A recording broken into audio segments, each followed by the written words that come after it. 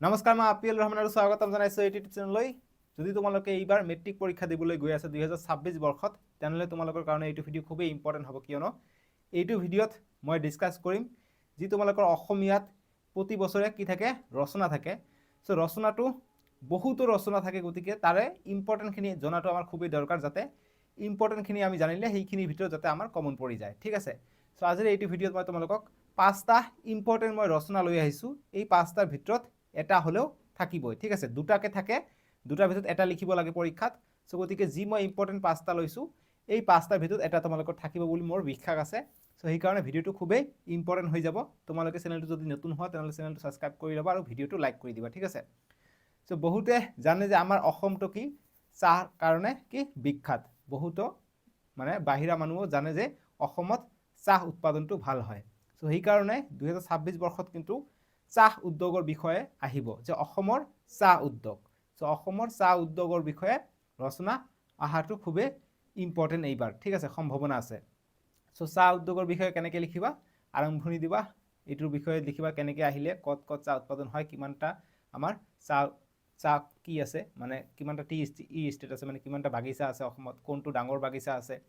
ঠিক আছে, তেনেকুৱা চাহ কেনেকৈ প্ৰস্তুত কৰা হয় অকণমান প্ৰচেছটো দি দিলা, আৰু চাহৰ পৰা কিমানখিনি টকা উপাৰ্জন কৰে অসমে সেইখিনি তোমালোকে দি দিলা। ঠিক আছে, যিখিনি ৰচনা কিতাপ আছে ৰচনা কিতাপত ধুনীয়াকৈ বস্তুখিনি উল্লেখ আছে, আৰু ধুনীয়াকৈ সামৰণি দিব পাৰিলে ধুনীয়াকৈ নাম্বাৰ পাই গ'লা। ঠিক আছে, চ' প্ৰথমটো হৈছে অসমৰ চাহ উদ্যোগটো ইম্পৰ্টেণ্ট এইবাৰৰ কাৰণে।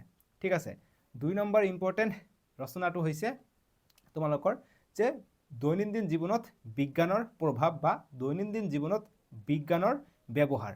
ঠিক আছে, গতিকে দৈনন্দিন জীৱনত আমি বিজ্ঞানৰ কি কি ব্যৱহাৰ কৰোঁ, চ' তাৰ ওপৰত ৰচনা এইবাৰ ইম্পৰ্টেণ্ট আছে। ঠিক আছে, চ' গতিকে নিশ্চয়কৈ তোমালোকে এইটো পঢ়িছা বুলি আশা থাকিলোঁ। যদি পঢ়া নাই তেনেহ'লে তোমালোকে এতিয়া সেইটো পঢ়ি ল'বা আৰু বস্তুটো বুজি লোৱা ভালকৈ, যাতে পৰীক্ষাত গৈ লিখিব পাৰা। বহুতে ভাবি থাকে যে ছাৰ আমি ৰচনা কি হুবহু লিখিব লাগিব নেকি? হুবহু লিখিব নালাগে, জাষ্ট তোমালোকে 3-4 বাৰমান এটা ৰচনা পঢ়িলে আইডিয়াটো পাই গ'লা, তেতিয়া তোমালোকে বনাই লিখিলেও হৈ যাব ৰচনাটো। ঠিক আছে, চ' 2 নম্বৰ ৰচনা গ'ল। 2 নম্বৰটো কি দিলোঁ, যে দৈনন্দিন জীৱনত বিজ্ঞানৰ ব্যৱহাৰ। 3 নম্বৰ ৰচনাটো হৈছে যে তোমাৰ প্ৰিয় শিল্পী। ঠিক আছে, চ' বহুতে কৈ আছে যে ছাৰ এইবাৰ জুবিন গাৰ্গৰ বিষয়ে আহিব নেকি? চ' হয়, নিশ্চয়কৈ জুবিন গাৰ্গৰ বিষয়ে নিশ্চয়কৈ ৰচনাত অহাৰ খুবেই সম্ভাৱনা আছে, 90% সম্ভাৱনা আছে। কিন্তু ডাইৰেক্ট জুবিন গাৰ্গৰ বিষয়ে লিখিব নিদি আহিব যে তোমাৰ প্ৰিয় শিল্পী। যিহেতু জুবিন গাৰ্গ শিল্পী আছিল, গতিকে তোমাৰ প্ৰিয় শিল্পীৰ ভিতৰত জুবিন গাৰ্গৰ বিষয়ে উল্লেখ কৰি দিবা যে মোৰ প্ৰিয় শিল্পীজন হৈছে জুবিন গাৰ্গ। এতিয়া জুবিন গাৰ্গৰ বিষয়ে লিখিবা। বুজি পাইছানে? তেনেকৈ আহিব প্ৰশ্নটো। চ' 3 নম্বৰটো হৈছে তোমাৰ প্ৰিয় শিল্পী, আৰু 4 নম্বৰটো হৈছে পৰিৱেশ প্ৰদূষণ।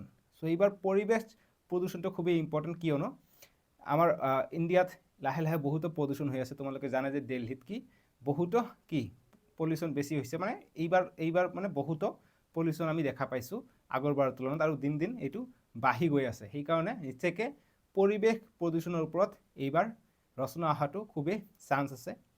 চ' এইটো হ'ল 4 নম্বৰ, পৰিৱেশ প্ৰদূষণ। ঠিক আছে, আৰু 5 নম্বৰ ৰচনাটো হৈছে তোমাৰ প্ৰিয় সাহিত্যিক। চ' এইটো এটা ইম্পৰ্টেণ্ট। চ' কিছুমানে কৈ আছে যে পুথিভঁৰাল আহিব। চ' পুথিভঁৰাল এইবাৰৰ কাৰণে ইম্পৰ্টেণ্ট নহয়। এইবাৰৰ কাৰণে যি 5 নম্বৰ ক'লোঁ, তোমাৰ প্ৰিয় সাহিত্যিক, এইটোৱে ইম্পৰ্টেণ্ট আছে। ঠিক আছে, চ' গতিকে এই 5টা তোমালোকে পঢ়িবা, তোমালোকে নিশ্চিতভাৱে কমন পাই যাবা। ঠিক আছে, আৰু কিছুমানে কৈ আছে যে বানপানীৰ বিষয়ে পঢ়িম নে নাই, গতিকে বানপানীৰ বিষয়ে সময় থাকিলে পঢ়িবা, কিন্তু মই যি 5টা দিলোঁ এই 5টা আগত তোমালোকে সলসলীয়াকৈ জানি লোৱা, যাতে পৰীক্ষাত আহিলে লিখিব পাৰা। ঠিক আছে, চ' এইখিনিয়ে আছিলে, সৰু এটা ভিডিঅ' বনাই দিলোঁ, জাষ্ট যে ৰচনা কি কি ইম্পৰ্টেণ্ট আছে তাৰ ওপৰত মই এইটো ভিডিঅ'ত ডিছকাছ কৰিলোঁ। চ' এনেকুৱা 1 by 1 কি কি বস্তু ইম্পৰ্টেণ্ট আছে, বা যদি কিবা PDF দিব লগা থাকে, বা কিবা যদি MCQ ডিছকাছ কৰিবলগীয়া থাকে, নিশ্চয়কৈ মই তোমালোকৰ সন্মুখত MCQখিনি আনিম। চ' বহুতে মোলৈ কমেণ্ট কৰি আছে ছাৰ ছ'চিয়েল ছায়েন্সৰ ইম্পৰ্টেণ্ট দিয়ক। চ' ছ'চিয়েল ছায়েন্সৰ ইম্পৰ্টেণ্ট দিয়া কমপ্লিট হৈ গৈছে, অসমীয়াৰো কমপ্লিট হৈ আছে, আৰু এটা পাৰ্ট আছে গ্ৰামাৰ পাৰ্টটো দিলে অসমীয়া শেষ হৈ যাব। এছে পাৰ্ট দি দিলোঁ, বাকী কবিতা আৰু গদ্যাংশ দুয়োটাই দি দিছোঁ। বাকী বিজ্ঞানৰ এটা পাৰ্ট দিছোঁ, আৰু এটা পাৰ্ট বাকী আছে, হৈ যাব এইটো কমপ্লিট। টেনশ্যন নকৰিবা, পৰীক্ষাৰ বহুত আগত আমি চিলেবাছ কমপ্লিট কৰাই দিম। এইখিনি পঢ়িবা। মই এটাই ৰিকুৱেষ্ট কৰোঁ যে মই যিখিনি ইম্পৰ্টেণ্ট দিওঁ সেইখিনিয়ে পঢ়ি বহি নাথাকিবা। তোমালোকৰ হাতত সময় থাকিলে আৰু পঢ়িবা। ঠিক আছে, বুজি পালানে? নেক্সট যি ইংৰাজীৰ কাৰণে ইম্পৰ্টেণ্ট আছে সেইটোও মই ধুনীয়াকৈ ভিডিঅ' দি দিছোঁ। ইংৰাজীৰ কাৰণে কেনেকৈ লেটাৰ লিখে, বা ইংৰাজীত কি কি এছে, অৰ্থাৎ ৰচনা, ইংৰাজীতো ৰচনা থাকিব, এছে কি কি আছে সেইটোও মই ভিডিঅ' আকাৰে লৈ আহিম। তোমালোকে সেইটোলৈ টেনশ্যন নকৰিবা, তোমালোকে জাষ্ট চেনেলটো ছাবস্ক্ৰাইব কৰি ৰাখিবা যাতে মই ভিডিঅ' আপলোড দিলে তোমালোকে পাই যোৱা, বুজি পাইছানে? আৰু ভিডিঅ'টো লাইক কৰিবা। আৰু কোনটো ক্লাছৰ পৰা মোৰ ভিডিঅ' চাই আছে তোমালোকে নিশ্চয়কৈ কমেণ্ট বক্সত জনাবা, কিয়নো ক্লাছ 10ৰ পিছত তোমালোকে আৰু মোৰ ভিডিঅ' চাবলৈ নোপোৱা। মই ক্লাছ 10লৈকেহে ভিডিঅ' বনাওঁ, 11 12ত নবনাওঁ। চ' তোমালোকে ইমান দিন ধৰি মই কিছুমান আছে ক্লাছ 6 7ৰ পৰা চাই আছে, চ' সকলোকে ধন্যবাদ ইমান দিন ধৰি মই মোৰ ভিডিঅ' চোৱাৰ কাৰণে, মোৰ চেনেলটো চোৱাৰ কাৰণে, আৰু মোৰ সৈতে সংযোগ হৈ আছিলে ইমান দিন। চ' সকলোকে ধন্যবাদ দিছোঁ। আৰু বহুতো ভিডিঅ' আহিব তোমালোকৰ মেট্ৰিক পৰীক্ষাৰ আগলৈকে মই থাকিম, কিন্তু মই ধন্যবাদটো আগতীয়াকৈ দিলোঁ কিয়নো আজি মনত উঠিছে, পিছত বা পাহৰিও যাব পাৰোঁ, সেইকাৰণে ধন্যবাদ দিয়াটো দৰকাৰ, ঠিক আছে? আৰু তোমালোকে নিশ্চয়কৈ ধন্যবাদ দিবা মোক যদি তোমালোকে এইটো চেনেলৰ পৰা উপকৃত হৈছা, নহয় জানো? চ' যি কি নহওক এনেকৈ লাহে লাহে মই বস্তুখিনি আনি থাকিম, তোমালোকে জাষ্ট ধৈৰ্য সহকাৰে চাই থাকিবা আৰু তোমালোকে অকণমান কিতাপটো পঢ়িবা, অকণমান কনচেপ্ট ল'ব ট্ৰাই কৰিবা, ঠিক আছে?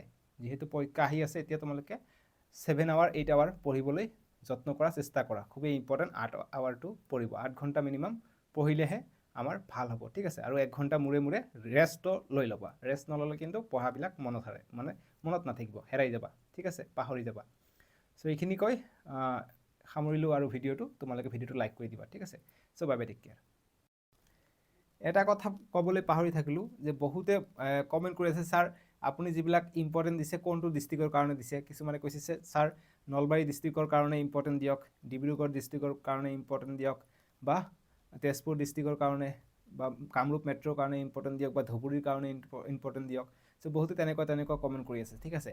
কিন্তু তোমালোকে বহুতে নাজানে যে মেট্ৰিকৰ যিটো প্ৰশ্ন কাকত এইটো অল আছাম এটাই থাকিব, ঠিক আছে? এইটো সেৱা এছএফ অফিচৰ পৰা এটাই প্ৰশ্ন কাটিব, আৰু অল ডিষ্ট্ৰিক্ট আমাৰ অসমৰ যিমানখিনি ডিষ্ট্ৰিক্ট আছে সকলো ডিষ্ট্ৰিক্টৰ কাৰণে এখনেই পেপাৰ, ঠিক আছে? চ' মই যি ইম্পৰ্টেণ্ট দি আছোঁ এই মেট্ৰিক পৰীক্ষাৰ কাৰণে ইম্পৰ্টেণ্ট দি আছোঁ, ঠিক আছে? চ' গতিকে তোমালোকৰ যিখন পেপাৰ আহিব সেইটোৱে, গতিকে ডিষ্ট্ৰিক্ট অনুযায়ী কিন্তু পেপাৰ বেলেগ বেলেগ নহয়। তোমালোকৰ অকল প্ৰি ফাইনেল যিটো আছিলে, প্ৰি ফাইনেলতহে তোমালোকৰ ডিষ্ট্ৰিক্ট অনুযায়ী পেপাৰটো আহিছিলে মেট্ৰিক পৰীক্ষাৰ, কিন্তু যি ফাইনেল মেট্ৰিক পৰীক্ষা হ'ব সেৱাৰ পৰা, এছএফৰ পৰা, সেইটো কিন্তু এটাই প্ৰশ্ন কাকত থাকিব অল ইণ্ডিয়া কৈ পেলাইছোঁ, অল অসমৰ, ঠিক আছে? অল অসমত 35টা ডিষ্ট্ৰিক্টৰে চববিলাক মিলাই পেলাই এটাই প্ৰশ্ন কাকত আহিব সেৱাৰ পৰা। সেইটো আৰু এক্সট্ৰা যে নলবাৰীৰ পৰা ইম্পৰ্টেণ্ট দিয়ক তেনেকুৱা নহয়, ঠিক আছে? যিখিনি ইম্পৰ্টেণ্ট দিছোঁ মেট্ৰিক পৰীক্ষাৰ কাৰণে ইম্পৰ্টেণ্ট দিছোঁ। এইখিনি কথা একচুৱেলি মোক ভিডিঅ'টোৰ আৰম্ভণিতে ক'ব লাগিছিলে, বহুতে হয়তো স্কিপ কৰি গৈছে ইমান দেৰিলৈকে, চ' নাজানো কিবা কৰিছে। কিন্তু এইখিনি যদি চাইছা, যিসকলৰ ওচৰত মানে কনফিউশ্যনটো আছে, কনফিউশ্যনটো ক্লিয়াৰ হৈ গ'ল বুলি মই আশা কৰোঁ। আৰু বহুতে মোক কমেণ্ট কৰি আছে, ছাৰ গ্ৰেছ মাৰ্ক কেনেকৈ দিবা? আমি যদি এটা ছাবজেক্টত লেটাৰ পাওঁ আমাক গ্ৰেছ মাৰ্ক দিবনে নাই? চ' গতিকে সেইটো কমপ্লিটলি ডিপেণ্ড কৰিব, ঠিক আছে? যে তুমি লেটাৰটো পাইছা, বাকী ছাবজেক্ট কেনেকুৱা ধৰণৰ নাম্বাৰ পাইছা সেইটোৰ ওপৰত। চ' গতিকে গ্ৰেছ মাৰ্কটো তেনেকুৱা যে তুমি কনফিডেণ্ট যে দিবই মোক এনেকুৱা নম্বৰ পালে, তেনেকুৱা নহয়। কিছুমানক দিয়ে, কিছুমানক নিদিয়ে কিন্তু, ঠিক আছে? কিন্তু সেইটো এটা চৰ্ত আছে, চৰ্তটো ফুলফিল হ'লে নিশ্চয়কৈ গ্ৰেছ মাৰ্কো দিয়ে, ঠিক আছে? চ' এইখিনি ক্লিয়াৰ হৈ গ'ল। বাকী তোমালোকৰ বহি কিন্তু এবাৰে দিয়া হ'ব মেট্ৰিক পৰীক্ষাত বহি, ঠিক আছে? চ' বহীত যি ৰোল নাম্বাৰ, ৰেজিষ্ট্ৰেশ্যন নাম্বাৰ ধুনীয়াকৈ লিখিবা। তাতে যদি কিবা মিষ্টেক কৰা তোমালোকৰ কিন্তু দিগদাৰ হৈ যাব। চ' বহুতে ফাৰ্ষ্ট পৰীক্ষা দি আহি কমেণ্ট কৰি থাকে ভিডিঅ'বিলাকত, ছাৰ মই আজি পঢ়ি আছিলে, মোৰ পৰীক্ষা আছিলে আজি MIL অসমীয়া, যে মই এইটো ভুল কৰিলোঁ, মোৰ ইংৰাজী পৰীক্ষা আছিলে মই এইটো ভুল কৰিলোঁ, তেনেকুৱা ধৰণৰ পৰীক্ষাত ভুল কৰি থাকে যে ৰেজিষ্ট্ৰেশ্যন ভুল লিখিছে বা ৰোল নাম্বাৰ ভুল লিখিছে। চ' গতিকে যদি ৰোল নাম্বাৰ ভুল হৈছে, ধৰি লোৱা B26 1 2 3 4 লিখোঁতে কিবা কেনেকুৱা বা কটাকটি গ'ল, চ' গতিকে এইটো বাৰ ঘঁহি নাথাকিবা, লাগিলে কমপ্লিটলি এটা দাগেৰে কাটি দিয়া বা দুটা দাগেৰে কাটি দি ওপৰত লিখা, ওপৰত আকৌ ফ্ৰেছকৈ লিখা যে B26 1 2 3 4, তেনেকৈ আকৌ ফ্ৰেছকৈ লিখিবা, ঠিক আছে? চ' তাতে দগাদগিকৈ নাথাকিবা, কিয়নো যি বহি চেক কৰোঁ আমি টিচাৰে চেক কৰোঁ, সেইটো ৰবটে চেক নকৰে কিন্তু, ঠিক আছে? চ' গতিকে সেইখিনি তোমালোকে কাটি ওপৰত লিখিলে আমি বুজি পাওঁ। আৰু যিটো OMR চিট থাকিব, OMR চিটত তোমালোকে ভুল ভাল নকৰিবা, সেইটো মেচিন দি চেক হ'ব, ঠিক আছে? চ' গতিকে সেইটোত তোমালোকে খুব সাৱধান হ'বা যে এটা অপশ্যনত দি আহিলা, সেইটো পিছত চালা যে এইটো অপশ্যন ভুল, আন এটা অপশ্যন দিলা, দুটা অপশ্যন দিলে কিন্তু সেইটোত তোমালোকে নাম্বাৰে নোপোৱা, ঠিক আছে? চ' যেতিয়া চাকৰি পৰীক্ষা দিবা তেতিয়া তোমালোকে নেগেটিভ মাৰ্ক পাবা, কিন্তু যিহেতু এইটো পৰীক্ষাত নেগেটিভ মাৰ্কিং নাই, চ' গতিকে তোমালোকে সেইটোত নাম্বাৰে নাপাবা, ঠিক আছে? চ' গতিকে তেনেকুৱা নকৰিবা যে দুটা অপশ্যন মই ঘঁহি আহিলোঁ যে নাম্বাৰ পাম, তেনেকুৱা কিন্তু নাপায় কেতিয়াও, ঠিক আছে? এটাই ঘঁহিব লাগিব, দুটা ঘঁহিলে কিন্তু তোমালোকৰ সেইটো কেঞ্চেল গ'ল, বুজি পাইছা? চ' খুব সাৱধান হৈ মেট্ৰিক পৰীক্ষাটো দিবা, বিশেষকৈ OMR আৰু যেতিয়া ৰোল নাম্বাৰ আৰু ৰেজিষ্ট্ৰেশ্যন নাম্বাৰ লিখিবা। চ' বহুতো কথা কৈ দিলোঁ, যিখিনি ইম্পৰ্টেণ্ট আছিলে মানে মুঠতে এইবিলাক কমেণ্ট কৰি থাকে সেইকাৰণে হঠাৎকৈ মোৰ মূৰত সোমাই গ'ল মনত উঠিলে যে এইবিলাক কথা ক'ব দৰকাৰ আছে চ' সেইকাৰণে ক'লোঁ আৰু so' best of luck for your exam